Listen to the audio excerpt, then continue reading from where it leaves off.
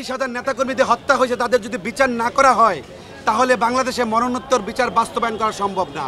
আমরা সেটা না, আমরা জাসদের কেউ না, আমরা এই রাষ্ট্র সচেতন নাগরিকবৃন্দ জাসদ বুঝি না।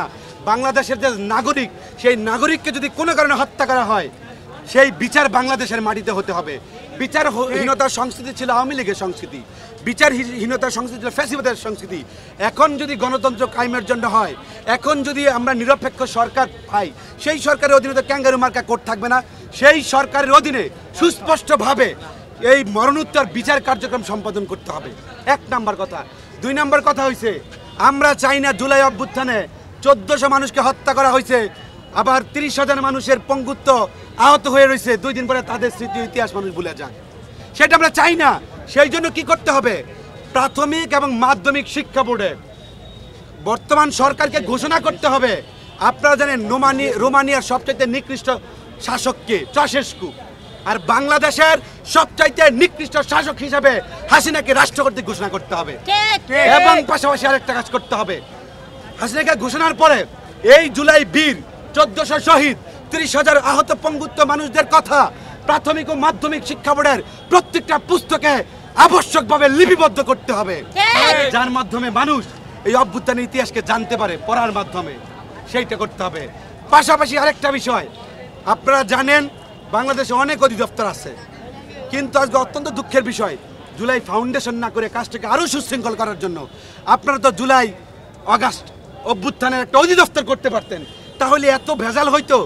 আপনারা 2 দিন পরে পরে কি জুলাই ফাউন্ডেশন করেন, টাকা কেউ পায় না, আহতরা গিয়ে চিকিৎসার জন্য পড়ে থাকতে হয়, তাদের আন্দোলন সংগ্রাম করতে হয়, এর চেয়ে বেশি ন্যাক্কারজনক ঘটনা এই অভ্যুত্থান পরবর্তী বাংলাদেশে আমি দেখি নাই।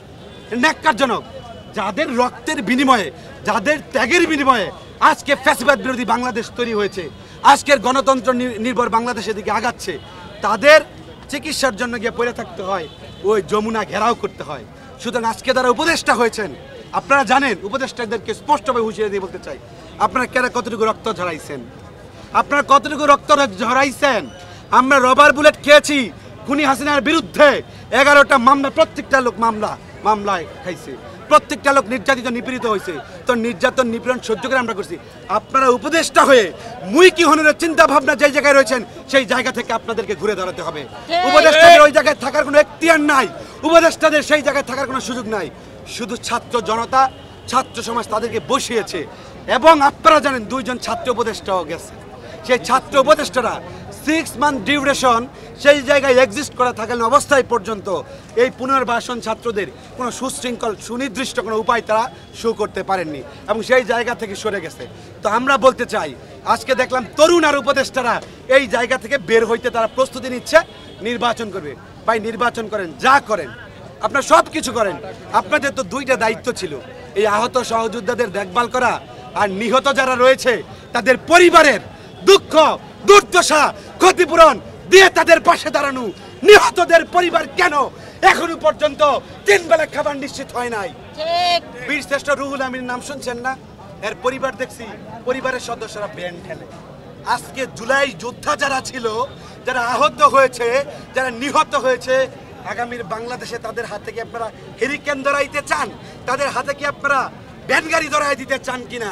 সেই জায়গায় আমরা এই বাংলাদেশকে জুলাই যোদ্ধাদের অপমানমূলক বাংলাদেশ হতে আমরা দিব না।